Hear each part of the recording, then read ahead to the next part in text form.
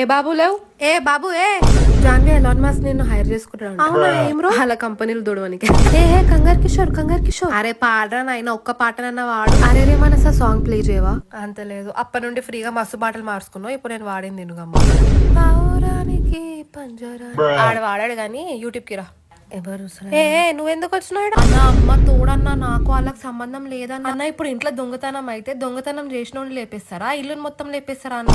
బిడ్డ మా అల్లు అర్జున్ జోలికి వచ్చినావు అనుకో, పేగులు తీసి గిటార్ వాయిస్తా ఆడికి.